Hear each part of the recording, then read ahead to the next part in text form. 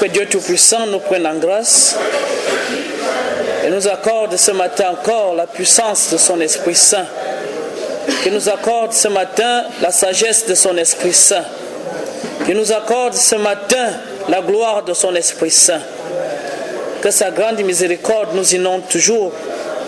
Parce que l'Éternel Dieu Tout-Puissant, qui a décidé en ce moment même de détruire le monde, a aussi décidé de renouveler le monde avec ses saints enfants.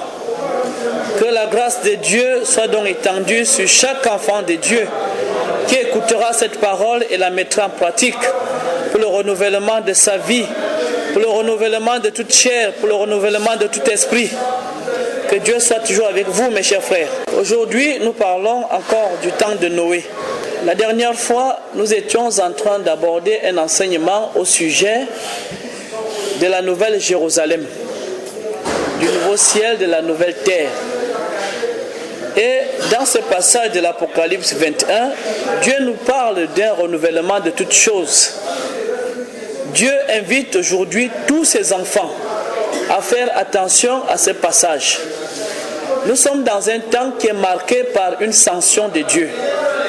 Il dit que le pécheur continue à pécher et que celui qui se sanctifie continue à se sanctifier. Nous sommes dans un temps où l'apôtre Paul disait: nous fermerons nos oreilles à la vérité et nous allons les ouvrir pour écouter uniquement le mensonge.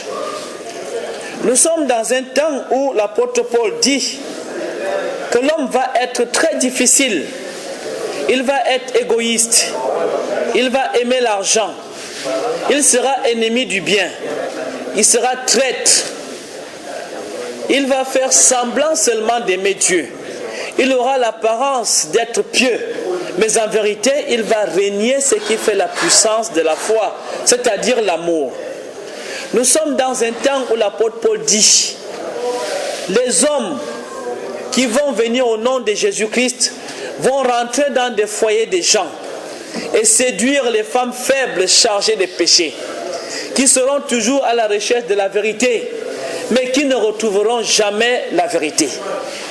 Nous sommes dans un temps où Jésus-Christ, il a lui-même expliqué comment les gens vont se comporter et comment la fin va se faire.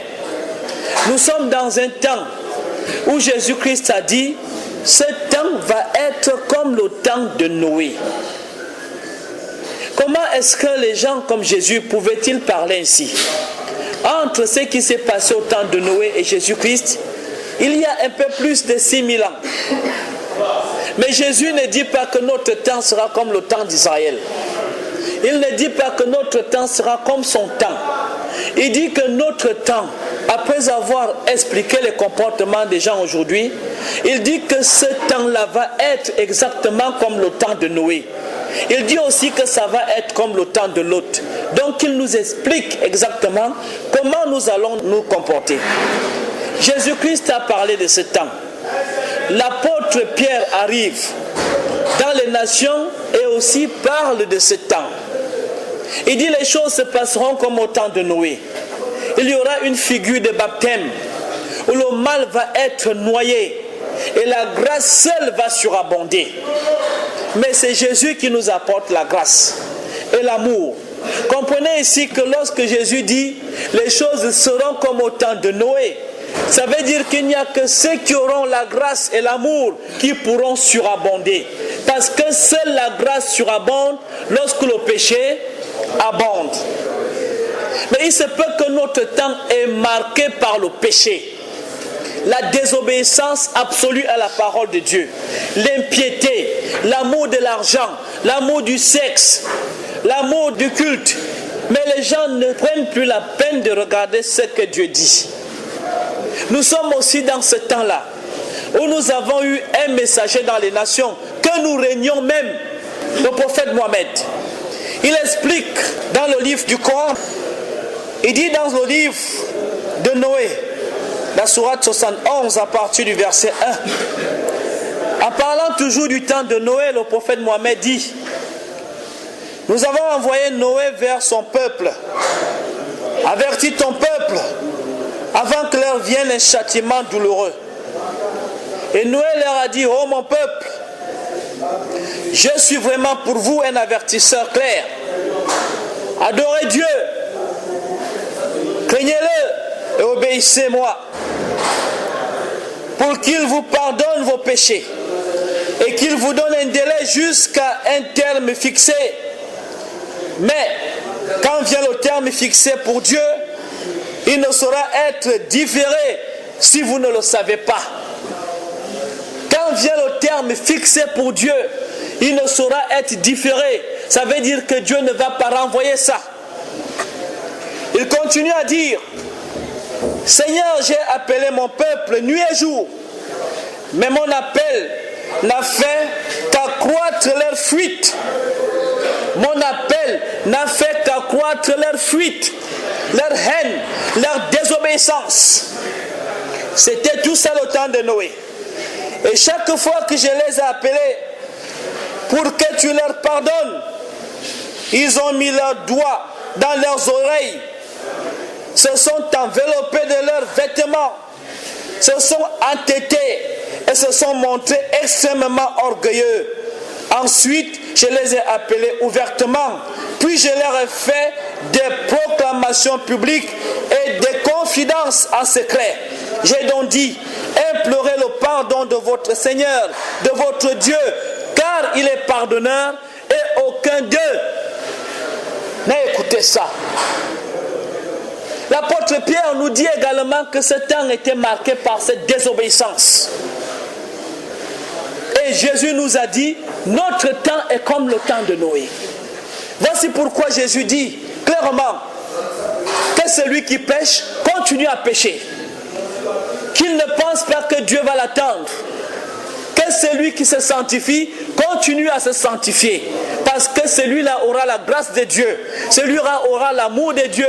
Et seul celui-là va surabonder quand le péché va abonder. Voilà la sanction de notre Dieu. Nous avons pris pour ce texte le livre de Matthieu 24. Le livre de la Genèse 6, 7, 8, 9 et 11. Pour que chacun d'entre nous puisse aujourd'hui écouter ce qui s'est passé à cette époque. Pourquoi c'est moi qui dois vous le rappeler? Nous avons mis en place un certain nombre de religions. Nous crions à gauche, nous crions à droite, mais nous oublions que la sanction de Dieu ne sera pas différée. Elle ne sera pas renvoyée. Tel que Dieu a fixé les choses, c'est comme ça que ça va se passer. Mais nous avons grâce aux yeux de Dieu, parce que tout comme Noé, Dieu a choisi les gens dans son temps. Il a dit, l'Éternel Dieu des armées, je me suis réservé des hommes. C'est pour ça que dans le livre de Matthieu 24, Jésus a dit lui-même de sa propre bouche, il y a les élus, mais ils pourront être séduits dans la mesure du possible, parce que la séduction sera très forte. Mais quand même, je me suis réservé les élus. Et l'apôtre Paul dit, ces hommes ont été prédestinés avant qu'ils ne soient créés pour recevoir les bénédictions spirituelles. Donc ce n'est même pas par notre force que nous sommes aujourd'hui en train de parler de l'Éternel. Ce n'est pas par notre intelligence. C'est juste parce que c'est Dieu lui seul, dans sa grande miséricorde, au temps de la fin, nous a choisis, nous appelle aujourd'hui, nous sanctifie et nous glorifie. Nous pouvons tout simplement lui dire merci Seigneur. Nous pouvons tout simplement avancer avec lui et accepter construire cette arche. C'est ce que nous sommes en train de faire. Parce que Dieu dit, il y a un renouvellement de toutes choses. Et Jésus a dit à ses disciples, au renouvellement de toutes choses, je vais renouveler. Ça veut dire que les anciennes choses vont tomber. L'ancienne Jérusalem va tomber. L'ancien ciel va tomber. L'ancienne terre va tomber. Et donc il va falloir avoir une nouvelle Jérusalem. Un nouveau coffre d'alliance. Une nouvelle arche. Un nouveau homme. Il faut de nouvelles personnes. Il faut un nouvel état d'esprit. C'est pour ça que Dieu parle des portes et des fondements. Que nous sommes ici. Parce que c'est ce qu'a été Noé. On ne va pas utiliser des vieilles portes. On ne va pas utiliser des vieux fondements. on va utiliser pour la nouvelle arche des nouvelles portes et aussi des nouveaux fondements. Ce qu'était Noé lui-même pour son époque, c'est ce que chacun d'entre nous aujourd'hui est aussi. Jésus n'a pas fixé ces temps au hasard. Il a dit, au dernier temps viendra l'Esprit Saint. Et c'est cet esprit qui va nous convaincre du mal que nous sommes en train de faire. Comme il a convaincu les habitants, les contemporains de Noé de ce qu'il faisait. Mais quel est cet homme que tous les messagers de Dieu ont pris en termes d'exemple? Pourquoi le prophète Mohammed, animé par l'Esprit Saint, nous en parle comme ça? Pourquoi est-ce que l'apôtre Pierre nous en parle comme ça? Pourquoi l'apôtre Paul nous en parle? Pourquoi Jésus-Christ nous en parle? Tous ont fixé ce temps. Il est vrai que Jésus-Christ a dit, seul Dieu connaît le jour et l'heure. Mais il faut savoir que les choses cachées sont à Dieu, n'est-ce pas? Mais que la révélation de ces choses appartient aux enfants de Dieu. Si Dieu connaît le jour et l'heure, ça veut dire que Dieu va révéler à ses enfants ce jour et cette heure. Parce que Dieu dit, il ne fait rien sans avertir son serviteur, le prophète. Et donc la trompette et les anges vont forcément s'élever. Nous devons connaître ce jour, nous devons connaître cette heure. Parce que c'est Dieu qui le dit ainsi. Il ne peut rien entreprendre sans avertir son serviteur, le prophète. Donc s'il a caché le jour et l'heure, ça veut dire ici qu'il les a réservés uniquement pour certaines personnes. Mais c'est qui ces personnes? Noé connaissait le jour, Noé connaissait l'heure. Parce qu'il était le messager de Dieu. Il était le fondement de Dieu dans ce temps-là. Qu'est-ce qui se passe juste à notre temps? Est-ce que mes frères comprennent bien? C'est une réalité. C'est une vérité qui est là. Ne vous méprisez pas. Parce que Dieu fait souvent ces choses comme ça. Qui pouvait être Noé dans son temps? Comment le temps de Noé a commencé? Il faut que vous appreniez à être marqué par la parole de Dieu. Vous pouvez vous laisser distraire par tout ce qui se passe aujourd'hui. Mais sachez que Dieu a dit, la terre va passer, le ciel va passer, mais cette parole ne passera pas. Inventez vos religions comme vous le voulez. Soyez ceci et soyez cela. Mais sachez ici que cette parole qui est consignée ne passera pas. Elle doit s'accomplir. Est-ce que Noé était pape à son époque? Non. Était-il imam? Non. Était-il pasteur? Non. Dieu dit qu'il était simplement juste. C'est tout ce que Dieu dit. Alors ça veut dire qu'aujourd'hui, Dieu ne cherche pas à savoir si tu es pape, si tu es pasteur, archevêque ou quoi que ce soit.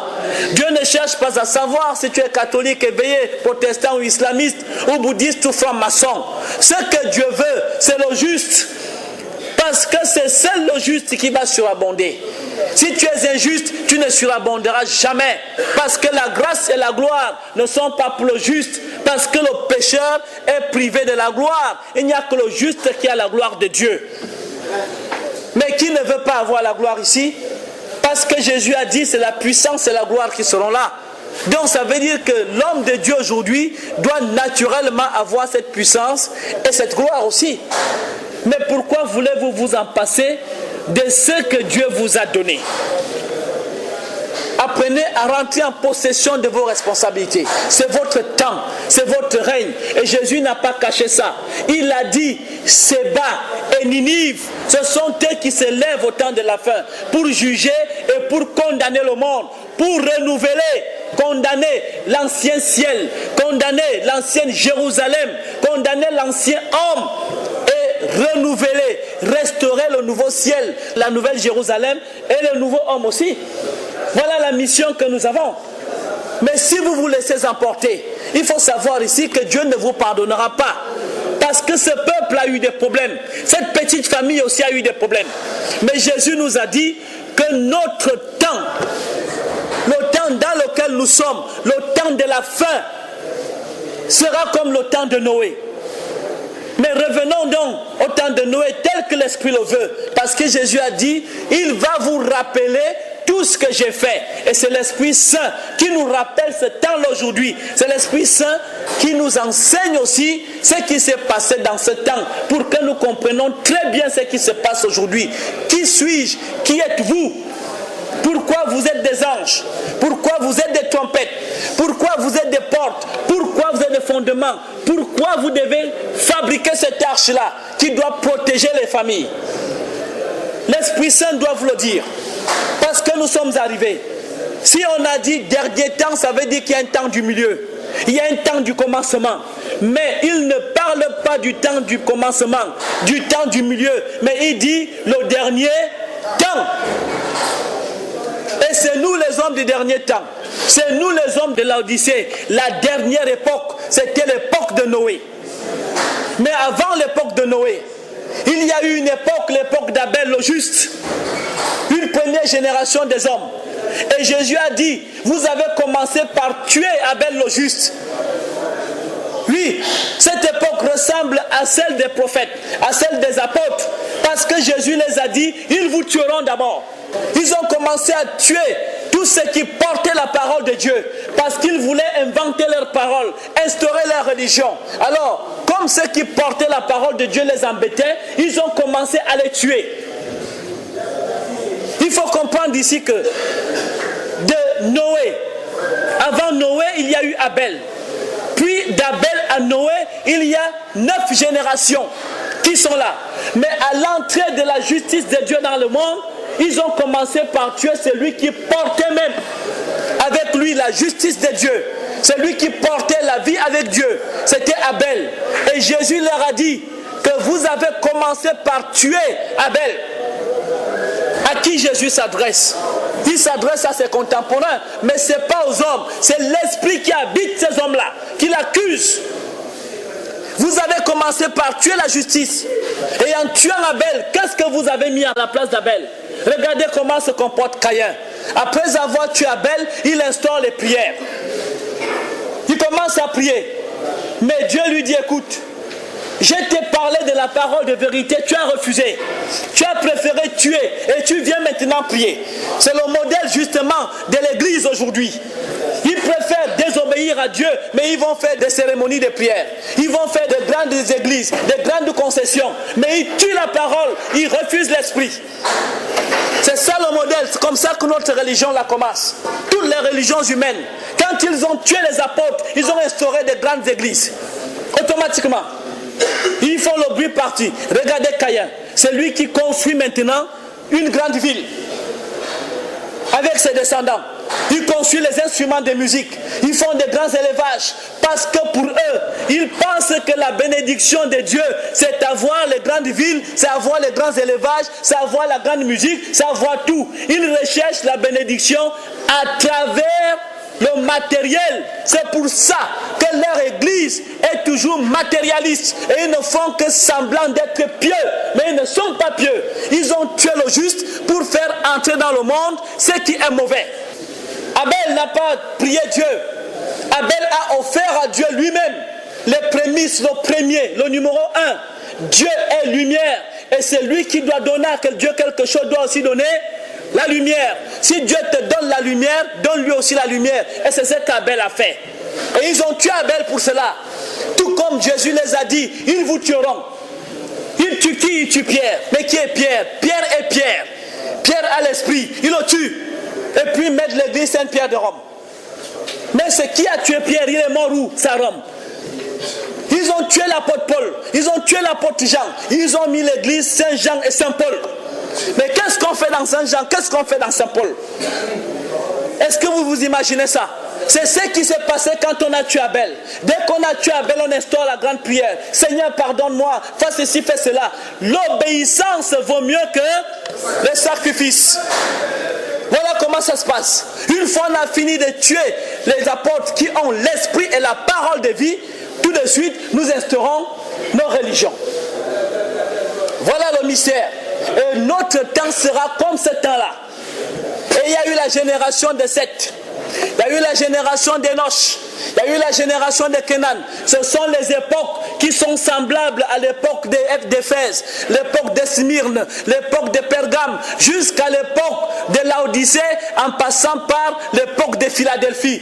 Et Dieu parle toujours des vainqueurs de chaque époque. C'est-à-dire, comme vous avez vu, Abel était vainqueur de son époque. C'est pour ça qu'on dit l'époque d'Abel. Parce que c'est lui qui s'est identifié, mes amis. Je voudrais qu'on dise aussi votre époque. Parce que c'est vous qui vous identifiez. C'est vous qui vous élevez au-dessus de ces pécheurs. Parce que l'homme aujourd'hui est très matérialiste. On va dire l'époque de Seth, l'époque de Kenan, l'époque de Malaliel, l'époque de Mathusalem, l'époque de Lémec, et puis l'époque de Noé. L'âge de Noé, l'ère de Noé, parce que c'est lui qui a marqué son temps. Ce sont les gens qui sortaient du lot, qui n'entraient pas dans les organisations que les hommes de Caïn avaient mises en place. C'était de la confusion totale. Et Caïn, c'est le premier homme maudit.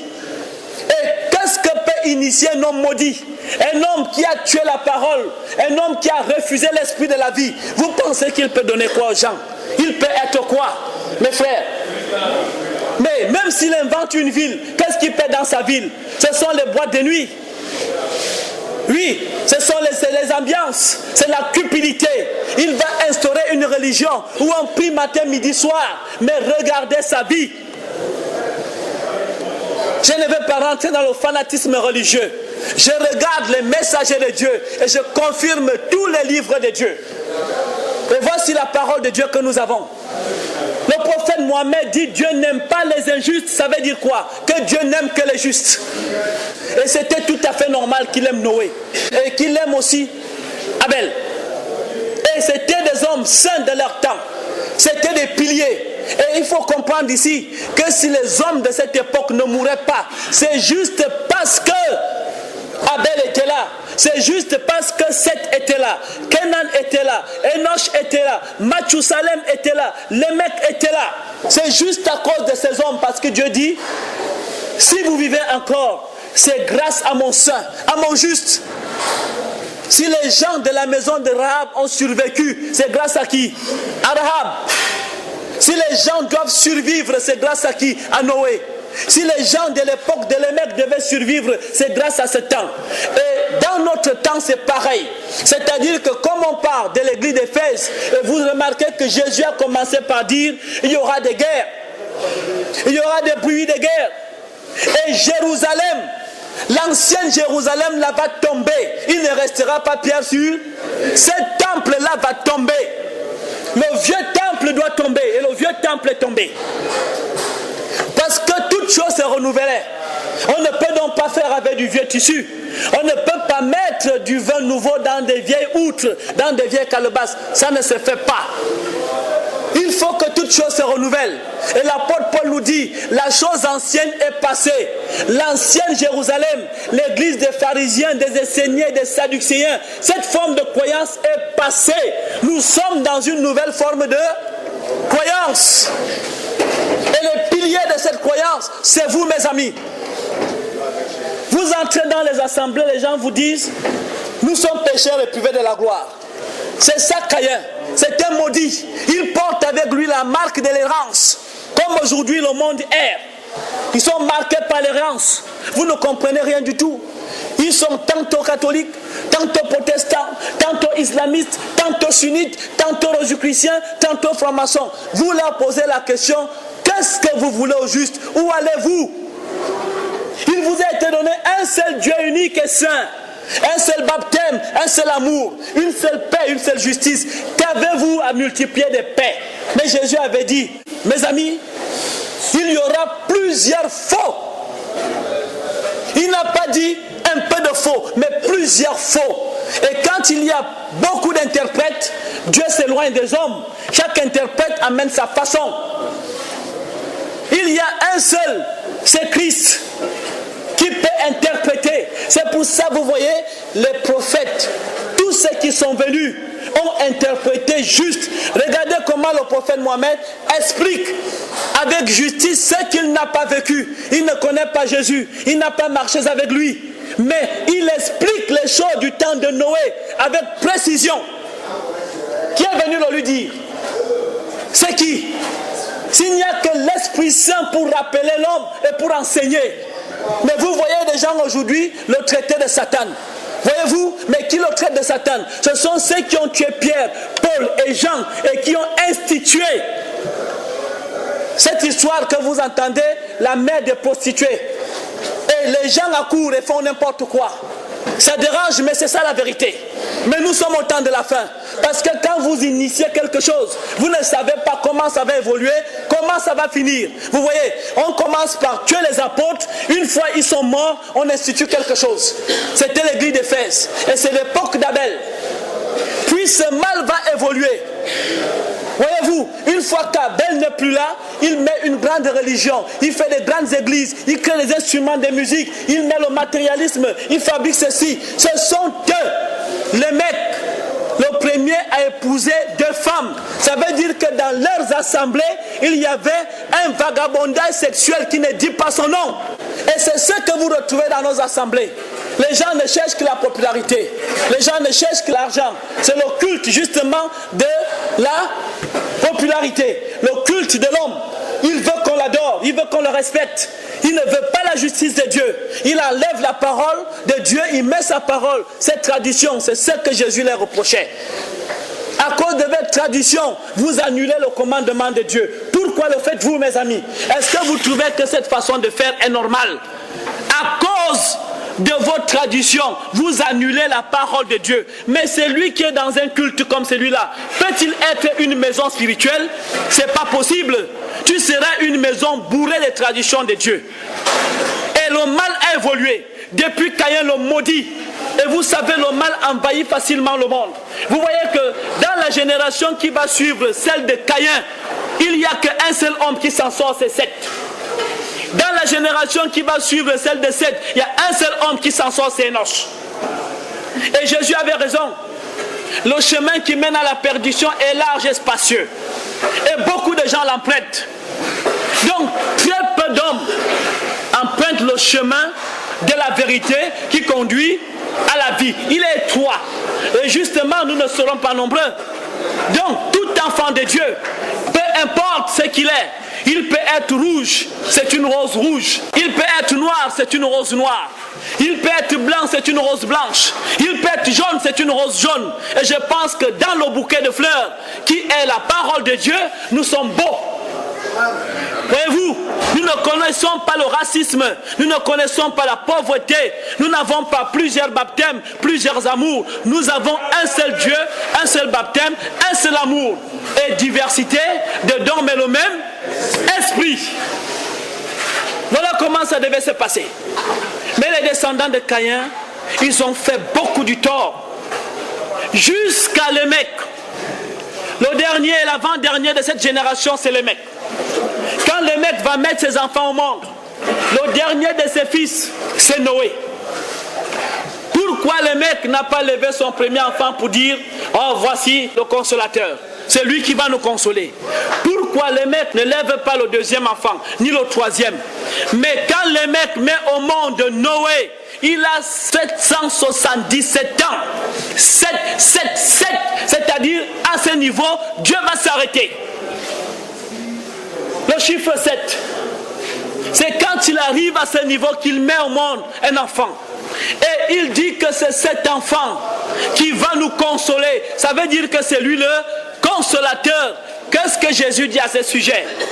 Dans les derniers temps, le Père enverra quoi? Le consolateur, l'Esprit Saint. Voilà la similitude qu'il y a d'abord entre le temps de Noé et notre temps. Noé avait avec lui le consolateur, l'Esprit Saint. Et dans les derniers temps, Jésus dit quoi? Le Père enverra aussi le consolateur. Il va nous enseigner et il va nous rappeler tout ce qui s'est passé. Animé par l'Esprit Saint, il a dit, voici celui qui va nous consoler. Voici le consolateur. Il comprenait déjà qu'il y a quelque chose qui ne va pas. C'était un âge semblable à celui de Philadelphie. Actuellement, vous êtes sur Enseignement des Saintes Écritures. Vous avez des préoccupations concernant la parole de Dieu. Vous voulez des éclaircissements sur l'enseignement du jour. Pour plus d'informations, vous pouvez nous joindre par mail beboulmichelco@gmail.com. Beboulmichelco, BEBOULEMICHELCO @gmail.com. ou par téléphone au 00 241 07 48 32 52 00 241 02 93 10 20. Bon confort d'écoute.